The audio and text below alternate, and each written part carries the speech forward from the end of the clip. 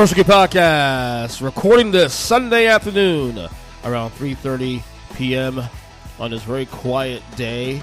Now, I'm actually supposed to be on my break. If you guys listen to the NBA show we did on Thursday with Greg and I had discussed that after that show, I was going to take about a week and a half off from shows because obviously football's done.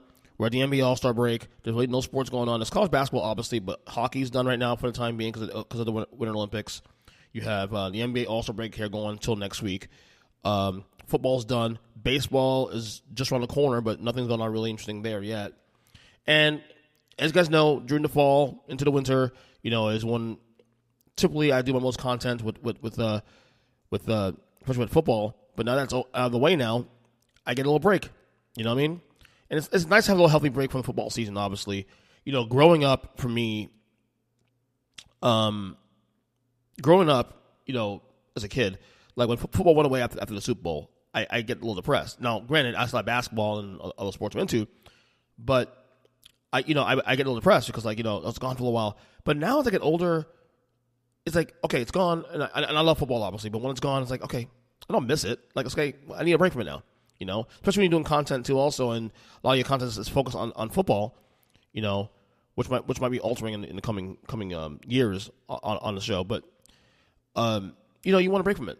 And so it's nice to take a break from it. And then when it comes back in the late summer into the fall, it's like the old friend that you haven't seen in a long time. It's like the absence, the old saying, absence make the heart grow fonder. And in this case, especially for me with football, and honestly, all sports in general, even basketball, I feel that way about.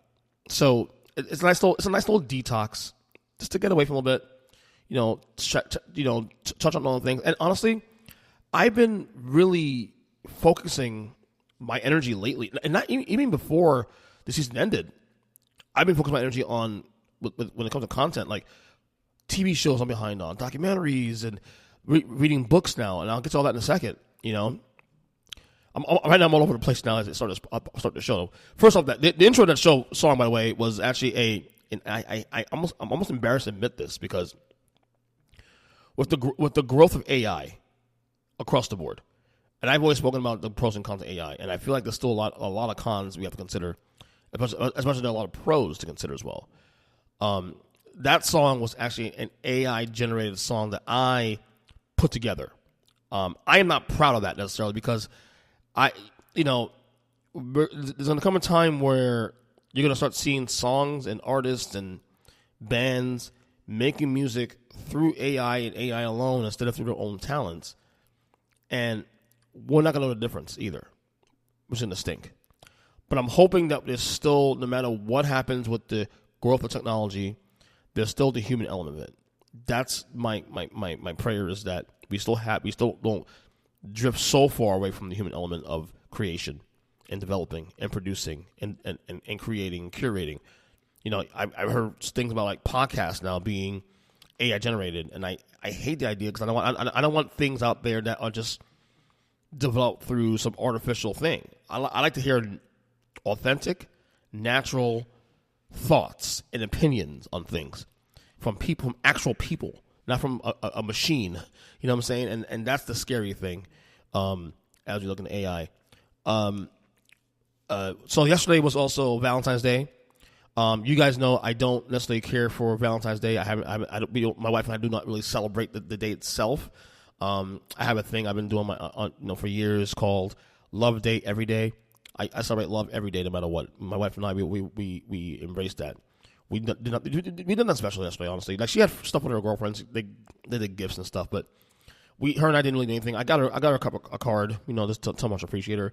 But other than that, it was a typical Saturday for us. We sat home and watched TV and just relaxed and, just trying to, take in the day and whatnot. It wasn't nothing special about the day itself. Like I said, I'm not being that guy sitting there saying, "Oh, you shouldn't celebrate it." No, you do you. If you enjoy it and that's something you want to invest in, absolutely you want to do that. I just have been someone that's never considered that day a priority. Now, I always tell her, my wife, that if you want something, and I'll definitely get you a gift and this and that. If you want to celebrate it, we'll celebrate it. I've always left that day to her. Like, let her decide how she wants to operate on those days.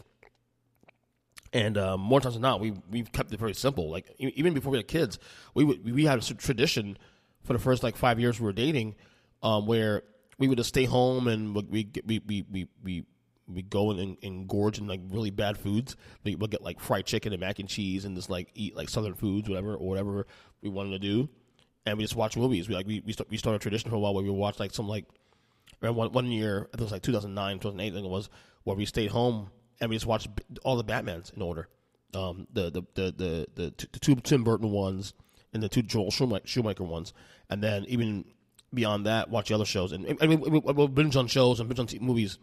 That's all we did. We didn't make it special. It was special for us. We stay in, And that's the thing, too, also about Valentine's Day. I hate going out. Okay, let me phrase that. I don't hate going out. I like going with my friends. But Valentine's Day is one day you don't want to be going to restaurants because everybody's trying to everything's full, everything's booked, everything is, the big-ass wait list. I'm like, screw that. I'd rather just go and celebrate. If I'm going to celebrate it, I'll go to a restaurant the day before or day after. What's the difference? It's the 14th of February. Who cares? Loved every day, right? So, it is what it is. So I've been really missing the old days of podcasting. I've been getting really nostalgic about podcasting lately. So we're now 15 years into the show. And by the way, if you guys noticed subscribe to the show, of course, on any of the podcast catchers of your choice, YouTube, of course, Earnestly Pod. You notice I actually updated the cover art on the show. Now, this is only going to be done for this year. It's to celebrate for the anniversary of this podcast. It's a again AI generated caricature of myself and in the show and all that in the cartoonish nature. But I've been really getting nostalgic about the show as of late, and not just this show but other podcasts in general. 15 years doing this thing, and I've seen the growth of this thing. Whether it was my show or other podcasts or just podcasting as a medium as a whole. And I really miss the early days when it was just simple. And I'm not saying I don't enjoy where it is now. Like, everybody has a podcast now, some degree. We've seen the growth of podcasting gone from just an audio thing, where you record it on your phone and this and that, to now it's increased to where the access is even bigger now. And now it's video, and almost everybody has a video show now. Even this show, which took a long time to go all video, and for the most part, we're video now. We've gone pretty much video 90% of the time, 95% of the time in the last 3 years. But even before 2022, we were still mainly an audio show. Occasionally have a video show up, depending on that. And then recently, I know you guys noticed, some of the solo shows I've been doing have kind of gone back to the audio only thing, and it's not necessarily on purpose, but there's also there's an art to this too also that I think we're missing with this. I know for me, doing audio only is actually easier for me to do when I'm doing a solo show than video. Not because I can't do video, because I've been doing video the last couple of years, and it's fine. But it is less distraction, number one. It is absolutely less distracting to do a show without video. I'm actually more focused on my topics. I stay on topic when I'm actually doing an audio-only show. Okay? I'm not looking at the computer, at the camera, and making sure the computer looks good, the screen looks good, that I'm balanced, and this and that, to the point I'm losing my words while I'm doing it. And there's been a lot of times where I've actually gotten very sloppy in some of the video shows. So I started tinkering back with doing videos in audio only recently, and I actually enjoy it. Now, I'm not sitting there saying that every single show I do moving forward, that's a solo episode like this one, is going to be audio only. Because there'll be some shows I'll do videos well too, also, especially if I need the screen to put something on the screen. But I'm not going to lie to you. I'm actually loving the idea of just doing audio shows. And even when I have guests on the show, you've seen recently, there's been certain guests on the show. I had a guest or two last year where they've requested that we do audio only, and I did it. You know, I remember there was Matthew Damien was one guest. I know obviously Duke Bennett, pain in my ass cousin Duke, they call him. He asked to do audio as well too. I think either last year or this year or year before that, and we did that. But then I miss the early days, man. Just the simplicity, like listening to like I was listening to like a old episode of Bill Simmons from way back. He was still at ESPN, the BS Report, and those early days are so fun, man. Like you just get in, you get a guest, you just lock in, and for how long on a couple of topics, and just kind of lock in, and that's it.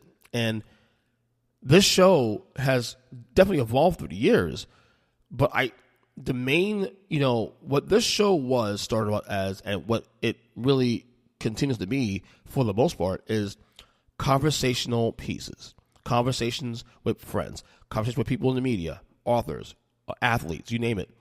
And I know there were times that we've done other things outside of that bubble on this feed, and it's been fun. But at the end of the day, this show is all about, it's like a running diary of my life and what I'm into in that moment. And you remember this show started as a sports only show. This show started as only sports, only. And certainly the foundation of this podcast is definitely sports. But through the years, as you've seen, things have changed. As you've seen, we've gone further than that. We talk about politics, we talk about life, TV, music, obviously. We have sub shows there too also. Falls Count Anywhere, the NBA show, the Music Lounge, all that. We've done things to kind of expand the palette a little bit here. But ultimately, this show is all about having free-flowing conversation with my friends and family, whether or not it's one podcast a week or 5 podcasts a week.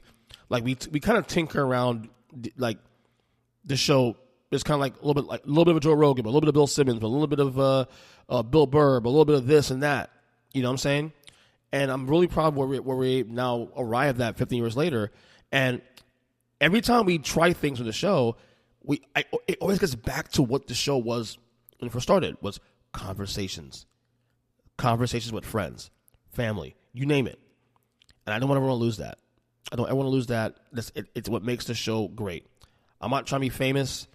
If I do, this show ever got big to the point where I can make more money and where I can quit my job, that'd be great. But ultimately, the mission statement of this show is just to have a space, a community of people that are locked in and with me and having conversations. It doesn't matter if the show's 5 minutes long, 10 minutes long, 2 hours. It is what it is. So, but I've gotten really nostalgic recently about podcasting in general, and we're kind of locking in back into the. I'm actually, to be honest with you, kind of not regressing, but find myself looking back at what we used to do here, and I kind of enjoy that more than what we're getting now, in a sense. So I find myself sort of going back to seeing the old roots of the podcast, and I enjoy it. I really do. So this weekend and this week is the NBA All-Star break. I have no interest in it whatsoever. I know the NBA is trying new things. Adam Silver's trying new things. I just saw a report today that he's considering, and this is the report that he may consider like ending the NBA draft if it means that tanking goes away. There's a lot of things in the NBA. The NBA is my favorite sports league in this country. Okay, I love the NFL. Baseball's great, hockey's awesome. My tried and true, my foundational sports league I follow the most is the NBA. But I also find myself in recent years, and coming to terms with this now too also, that as much as I defend the NBA every so often, as much as I try to find ways to sell myself that, I'm an NBA diehard, blah, blah, blah, I think the reality is that my interest in the NBA has been waning lately. I'm still following the league, obviously, but I don't watch every game like I used to. And it's not to say that I don't have time to watch it. I do have time to watch them. I just choose not to. Like there have been nights in recent weeks where I can put on Peacock or put on the game, or put on a Heat game here, and I can turn it on, but then I choose to watch a movie instead, or watch a TV show, or do something else. Because it feels like right now, and it's kind of been this way for a long time, honestly, but it's gotten worse. Between the All-Star break and the All-Star game not meaning anything anymore, and then, teams load management and teams just not putting their all week game after game, teams tanking. I just think people, including myself, who are hardcore, are starting to realize that if you guys don't care, if the players don't care, if ownership doesn't care, and yet you're still charging us hundreds of dollars to go to a game, to go to a game for my entire family of 4, it's going to cost me easily, just to get in the door, $500, if not more, not including parking, not including, food and concessions and maybe merch I want to buy there. And it just feels like, and this is a problem with sports in general, but I think the NBA is kind of special in this one. There's the relationship between customer and the players and whatnot in the NBA. It's not shared anymore. These players make a lot of money, and I have no problem making a lot of money. Players make a lot of money. I'm a capitalist. I'm okay with that. But I wish these players cared more. And you have people, even hardcores, who are starting to not follow the league like you used to. Money. There's something to be said with that money is actually ruining sports in general. And I used to say, that's just bullshit, whatever. But honestly, there's something to be said about that. But yeah, I'm not locked into any of these games like I used to be. I used to be locked in every NBA game I turn on. And look, I love the NBA. I still watch it. But I'm just not going out of my way as much as I used to. And for games that don't matter, and especially with the fact that these players don't care. So why should I care? And I hate this feeling. I hate it, And it's funny because I'm saying this as someone who does a semi-weekly NBA show on this feed, with Greg Carinia, and we talk about the league. And there's certainly things in the season that's interesting, of course. There's certainly great stories going on in the league now. Detroit Pistons is a great story this year. The San Antonio Spurs and Wemby is a great story this year. The Celtics doing what they're doing on Jason Tatum is a great story this year. The Red Hot Charlotte Hornets recently. But yet, it still doesn't feel authentic. It doesn't feel like, I just don't have the attachment like I used to. And honestly, that goes for pretty much all sports, even football. During the Super Bowl, I'm here watching the game, but I'm also on my phone, and I'm also doing this. And I'm I think what's happening for me is that it may not just be waning interest in the NBA. It could be also waning interest in sports as a whole. Not to say I don't like sports. I love sports. I still do. I still follow it. But I'm not as hardcore as I used to be. And that could be for a lot of reasons. It could be just maturity, getting older, having a family, having other interests, I don't know. Maybe I just don't feel locked in like I used to be. And maybe it's a good thing. Maybe it's just one of those, maybe it's a season for me now. It's a little bit of a season for me. Maybe 5 months on the road, that'll change, or maybe 5 years on the road, who knows. But I'm turning 46 in May, and I have a lot of things on my mind, my plate that I worry about than just sports, right? So, what I will say, something I've been doing a lot lately, is working out. I'm actually locked into that. You guys know my journey with my health. Type 2 diabetic. I had at one point had high cholesterol and hypertension 3 years ago, which got is now being taken care of now and checked in now. But one thing I've been really doing this year in 2026, and I've been for the most part staying consistent with, is working out. So I walk. I lost 10 pounds recently, and a lot of it is because I started walking every day. What I started doing is I started committing myself. In fact, when I'm done recording this podcast, I'm gonna go do it again. I walk not every day, because the days I miss is because of the grind of the day. But for the most part, more days than not, I walk 2 miles a day, no matter what. That's something I put as a priority. Whether it's here at home, even at work. I'll be at work on my breaks. I get a 30-minute break depending on my rotation, and I'll go outside in the parking lot, just walk. And I try to pile up 2 miles a day of walking. And I've noticed results now. I've noticed that my belly fat's starting to come down now. I've started planking a lot more now. I even go to the gym a lot more now. Although I don't really enjoy the gym like I used to. I go there because it's there. It's my development. It doesn't cost me anything. But I'm finding out that if I find regiments at home to work out with, my buddy of mine sent me some stuff that you don't need to go to the gym for an hour or 2 hours a day. You just need to do a couple of regiments a day, walk, eat healthy, just move, and you're fine. I also plank every day too. Also, I plank 2 minutes at a time. But what I do with that, with the planking, for example, I would, some people plank 2 minutes straight without stopping. What I do now, and my body benefits from this too also, is that I'll do 2 minutes of planking. What I'll do is I'll do 30 seconds on, 15 seconds off, 30 seconds on, 15 seconds off, and do that rotation until I get to 2 minutes of actual planking. And that has actually helped my stomach. I'm seeing my stomach shrink now. I'm down now to 206 pounds. I was actually at 216, I think, about a month ago. And now I've gotten, my nutrition is still a work in progress, but I've cut back on certain things, on sugars. I'm trying to stop sodas completely now. I found some replacements for that. You should listen to the podcast we just did last week with DJ Minter, for example, who was another friend of mine, podcaster friend of mine also, who found out he's diabetic, type 2 diabetic, and he is actually older than I am, and he's gotten strict. Great conversation. You can check it out. It was from last week's feed. Last week on the feed, rather. And him and I have been, checking on each other. And it's always good to have someone to check in with about this stuff. It's helped me a lot. But yeah, I've been, and fasting. Something I've been doing for 7 years, but even more consistently lately. Intermittent fasting. Yesterday I fasted, I think 19 hours before I ate my first meal.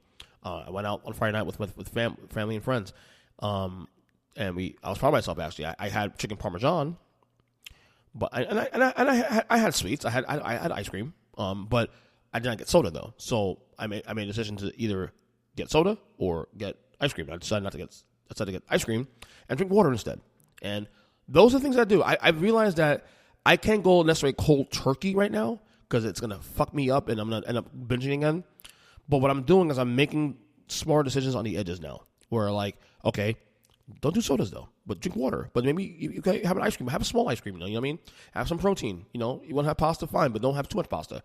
And I'm finding myself that that's working for me now where I'm making smarter choices now and just not going overboard with it. And my numbers have improved because of that. So that's been something that's worked out for me as of late. Also, as I mentioned earlier, I've been doing a lot of reading lately. Instead of following day-to-day sports content and political content and this kind of content on YouTube and whatnot, I've been locking in. There's a lot of books I bought in the last couple of years on Audible, for example, that I have not finished yet or started, and I finally locked in. I finished the Bill Belichick book, kind of wrote back in 2018. That was okay. The book was okay. It started very slow, very long. It was a slog. Once again, into the Patriots years, obviously it picks up especially in the later half of the Pats years up to 2018. It ended up being a decent book at the end, but the beginning of it was a slog. It really was. I also finished Kamala Harris's book, 107 Days, about her campaign a couple of years ago. 107-day campaign that for president that she had. Very fascinating book. You guys know I'm not personally a big Kamala Harris fan. I did vote for her, but I'm not a big fan of hers necessarily. Lots of issues there. But I thought the book was interesting, though, because it was really written like a diary. It was day-to-day, leading up to the election and what she experienced that day. And very transparent information there. Very open. Also get a little bit of insight about what it's like to be a vice president and what goes into what. Very fascinating stuff. And then I'm currently reading the book on Kobe Bryant, Showboat, written by a friend of the podcast, actually, Roland Lasby.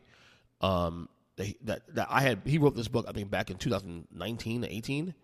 And I bought that on Audible a couple of years ago, and I actually started it like a couple of years ago, and then never finished it. And I finally just locked in this week. I'm already 15 chapters in. So far, so good. Kobe Bryant's where I'm at now. Kobe is still in high school. The very first part of the book has a lot to do with his father, Jelly Bean Bryant. So it really sets a table for Kobe's later years, of course. So that's what I've been reading as of late. I still have a bunch of books here. I actually had about 4 credits piled up that I ended up burning in the last week or so of books that I decided to order because I had the credits. The way it works on Audible is that if you subscribe to Audible, you get 1 full credit a month, and if you don't use it, it piles up. So sometimes what I do is I'll let it pile up a little bit, then I'll get books I want, and then I would pause the subscription for about 6 months, or whatever how long it is, or maybe it's 3 months. Pause the subscription for a couple months, and then catch up on the books, and then try to once I'm caught on books, I'll let it restart again. So the books I recently got, I got the Bret Hitman book, Hitman by Bret Hart. I got the Woman in Me by Britney Spears book. I also added to my list of books. Let me see. I added. That's not it. That is not the book I added. Was the Retribution? No, it was that one. Let me see. So I found a list of books that I scooped up recently that I've not finished yet. Retribution by Jonathan Karl on Donald Trump's campaign. Fear, also Trump in the White House, this from his first term. A Hollywood Ending by Yaron Weitzman. I think it's on the LeBron James era of the Lakers. Generations by Gene. What is that called? Gene. What's his name? Where'd I go? Gene something. I won't show here properly. I don't know why. Cancel download. Let me see. There's a Fight by Jonathan A. What's that called? Jeez, these things aren't. At least Marie Presley's book, From Here to the Great Unknown, Boys Be Boys by Jeff Pearlman, Gunslinger by Jeff Pearlman, Showtime by Jeff Pearlman. So it's a shit ton of books here I have to start to finish. And then you also have the books also that. So when I get audiobooks, what I do, I have a science. I'm also a big library guy because I don't want to spend money. So what I'll do is I'll go to the library. If it's a book I want to read, the first thing I do is I go to the library and I'll check to see if the book's in the library for free. If it's not there, then I'll order it through at Audible. And there's a shit ton of books also have on Audible on Hoopla. I call it Hoopla, which is the library for books. And I have like a bunch of books here that I borrowed recently. There's The Last Enforcer on Charles Oakley. You got the George Carl book. You got the Irresistible Force on Gorilla Monsoon. We got a lot of books here that I have to dive into. So, like I said, a lot of my energy now these days, instead of following media on a day-to-day basis, just tap into my things. It's kind of, I know there's a lot of things going on in the world. We gotta be informed, and obviously the Epstein's file stuff, and there's so much shit going on that we need to follow, and I'm with you on that. However, there's a point that I have to kind of lock into my own world and follow my own stuff, watch my movies, TV shows, be informed there, and some of the things that I'm interested in. And that's what I've been doing for the last 2 months now, honestly. And I mentally, I feel better for it. When I go on my walks, I put on an audiobook, whatever, and just tune out the world. So that's how I've been embracing the last 2 months of media. All right, before I get out of here, one last thing. We had a very, very, very sad news last week. The passing of actor James Van Der Beek. You guys know him obviously as the guy who plays Dawson on Dawson's Creek. Now you're wondering why I'm talking about Van Der Beek on the show. Well, some of you guys may know me personally. You guys know that one of my favorite shows of all time, and I know it's a bit of a guilty pleasure for many, but I am still a huge fan of Dawson's Creek.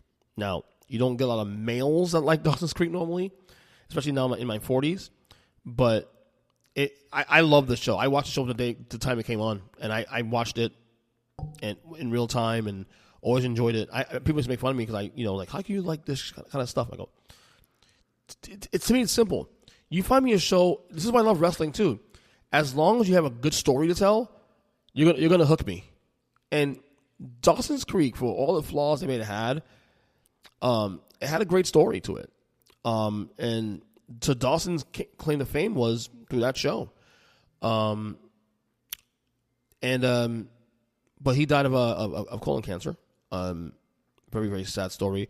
It's also triggered a debate about if a guy like James Van Der Beek, who also, by the way, had a GoFundMe to help raise funds to his treatment, if a guy of his caliber who's done a lot of big things in Hollywood can still needs money for treatment for his cancer, it shows you it triggered the discussion again about healthcare in this country and where we're at with that. And I told you I've done about face. I am now on the side of healthcare, universal healthcare. I'm there now. It took me a long time to get here, but I'm now pro universal healthcare. I don't see the harm in that. Chipping in.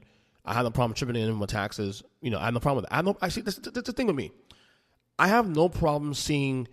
I don't want people around me to fail. Like, it's possible to be a capitalist and also embrace some of the social programs that help others. I'm in that place now, and I don't know how people get so scared. You hear the socialism word, and it's a fear factor of all that. I never understood that. Now, especially today, I don't understand that now. I get why people from other countries come to other countries and they fear that, but I'm in that place now where I think if people have their basic needs met, healthcare needs met, crime goes down, health is better, it's a better functioning society. A society does not work if the top is doing great and the bottom's not doing great. It does not work. The society is more functional when everyone has a chance to eat. I'm not saying that everybody. I'm not saying that we need to punish the rich either and all this stuff. But there's got to be a balance here too. Also, like I've always said, I don't care if people get rich. Just don't fuck me to get rich. Okay, you can get rich, nothing wrong with that. But don't screw me to get to your goal. Same thing with healthcare too. Also, so sad story. Of course, he had 6 kids, married. Seemed like a really really good dude. I know they had a Dawson's Creek reunion last year that he was supposed to attend, and then last minute he couldn't attend because he had another setback in his health journey. But like I said, all I can tell you guys is check in with your doctors. I go to the doctor every 3 months for blood work, just to treat my diabetes and everything else. Check in with your doctor. Check in with your health, especially men, especially too. Stay on top of that. I'm probably going to get my colonoscopy this year at some point. It's about that time. Just because I have to. So just do just stay on top of those things, please. So rest in peace to James Van Der Beek. And I know we got to end the show on a somber note, but again, I'm now going back to my break. If I do a podcast later this week or into next weekend, it'll be a solo show, unless it's an emergency podcast I'm gonna do. But otherwise, I'm laying low a little bit in the next 10 days. So again, I am on X at EJ Christian 7. Earnestly Speaking Podcast goes all podcast catchers. Until the next one, we will talk soon. Later.